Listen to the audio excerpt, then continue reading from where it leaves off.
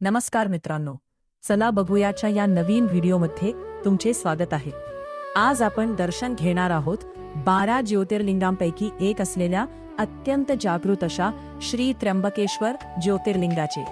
या व्हिडिओमध्ये आपण त्र्यंबकेश्वरला कसे जायचे, दर्शन व्यवस्था, पासची माहिती आणि ब्रह्मगिरी पर्वतासोबतच आजूबाजूच्या प्रेक्षणीय स्थळांची संपूर्ण माहिती घेणार आहोत. चला तर मग सुरू करूया.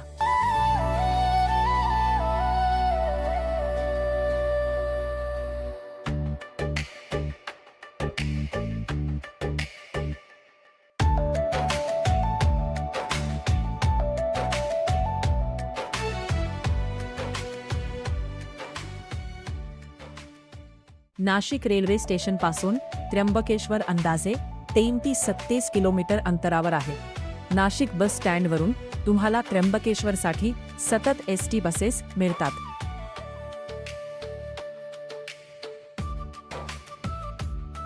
जर तुम्ही स्वतःच्या गाडीने येत असाल तर इथे पार्किंगची उत्तम सोय उपलब्ध आहे. पार्किंगचे शुल्क 4 चाकीसाठी 10 रुपये आणि दुचाकीसाठी 50 रुपये इतके आहे.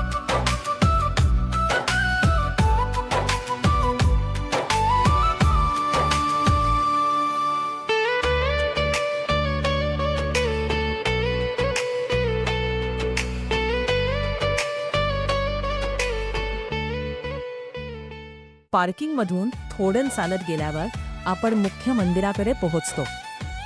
भाविकांसाठी इथे मोफत दर्शनाची जनरल एंट्री रांग उपलब्ध आहे. पण जर तुम्हाला रांगेत जास्त वेळ थांबायचे नसेल तर देणगी दर्शन पासची देखील सोय आहे. तुम्ही 200 रुपयांचा पास काढून दर्शनासाठी जाऊ शकता. तसेच अतितातडीच्या प्रायोरिटी दर्शनासाठी 2500 रुपयांचा पास देखील उपलब्ध आहे. हे पास तुम्ही त्र्यंबकेश्वर देवस्थान ट्रस्टच्या अधिकृत वेबसाईटवरून ऑनलाईन किंवा मंदिराजवळून ऑफलाईनही काढू शकता.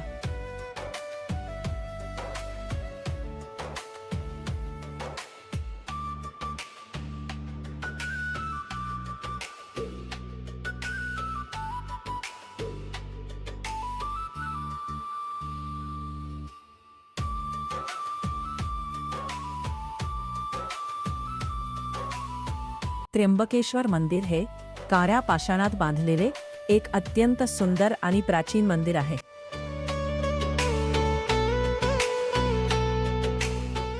सध्या या मंदिराच्या नूतनीकरणाचे आणि संवर्धनाचे काम सुरू असल्याने मंदिराभोवती तुम्हाला स्कॅफोल्डिंग, लोखंडी सांगाडा पाहायला मिळेल.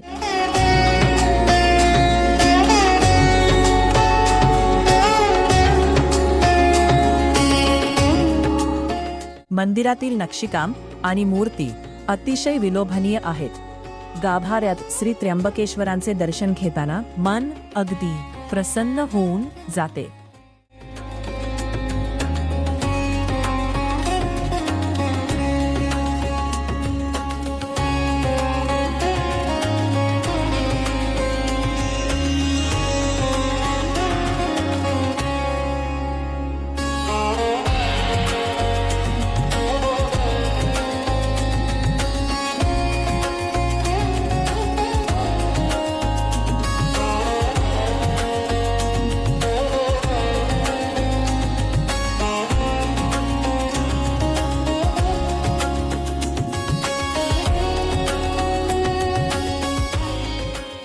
बऱ्याच वर्षापूर्वी प्राचीन आख्यायिकानुसार येथे गौतम नावाचे एक ऋषी राहत होते. तो आपली पत्नी अहल्या ब्रह्मगिरी हिच्यासह या भागातील एका पर्वताजवळ राहत असे. तेथे त्यांचा एक आश्रम होता. तो फार दयाळू होता आणि त्याच्या आश्रमात अन्नाची कधीच कमतरता भासत नसे. त्यामुळे आजूबाजूच्या परिसरातील लोक आणि ऋषीमुनी त्याच्या आश्रमाला भेट देत असत.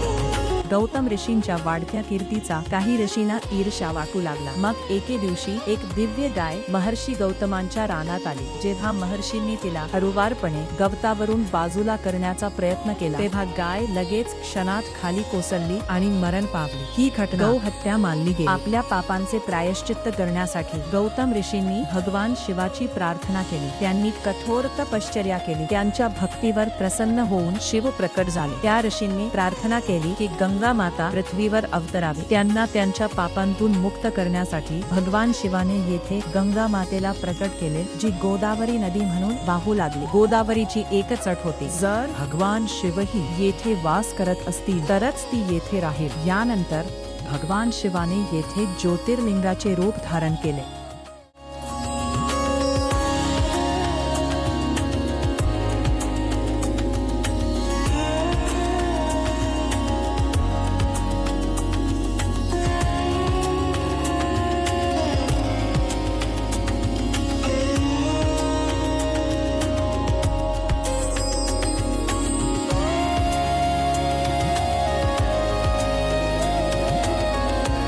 कुशावर्त कुंड.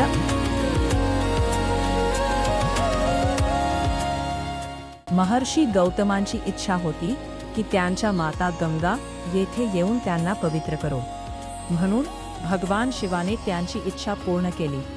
मग भगवान शिवाने माता गंगेला गोदावरीच्या रूपात येथे आणले. पण माता गोदावरी येथे येताच नदी वारंवार नाहीशी होऊ लागली. तेव्हा गौतम ऋषींनी कुशापासून एक पवित्र तलाव तयार केला आणि त्यात गोदावरीचे पाणी ओतले. यामुळेच त्याचे नाव कुशावर्त ठेवण्यात आले. कुशा म्हणजे पवित्र गवत आणि आवत म्हणजे पाणी किंवा खोल तळे.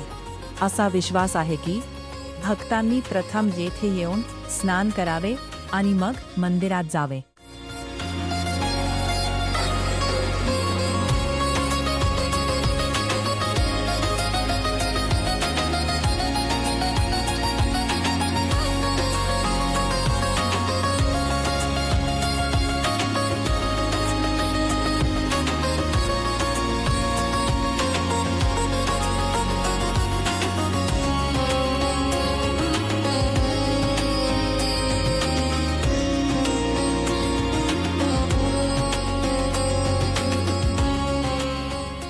श्री निवृत्तीनाथ महाराज समाधी. त्र्यंबकेश्वर मध्ये आल्यावर संत श्रेष्ठ श्री निवृत्तीनाथ महाराज यांच्या समाधी मंदिराला नक्की भेट द्या. हे मंदिर सुद्धा अतिशय सुंदर बांधलेले असून येथे वारकरी संप्रदायाची मोठी श्रद्धा आहे. त्र्यंबकेश्वर दर्शन झाल्यावर आपण जाऊया ब्रह्मगिरी पर्वतावर.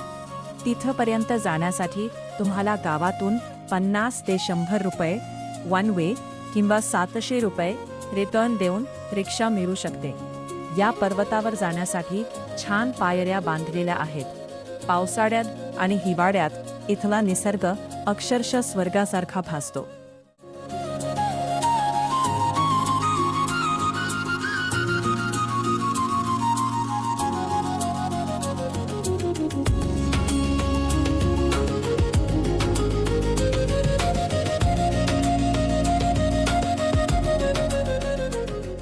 वर पोहोचल्यावर मूळ गंगा मंदिर,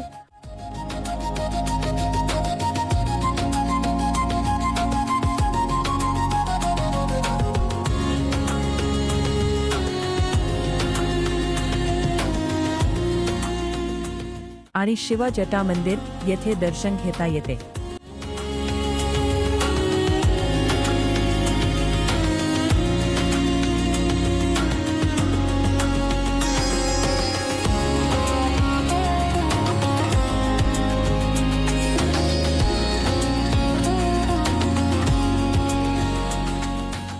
येथून दिसणारा निसर्गरम्य नजारा तुमचा सर्व थकवा दूर करेल.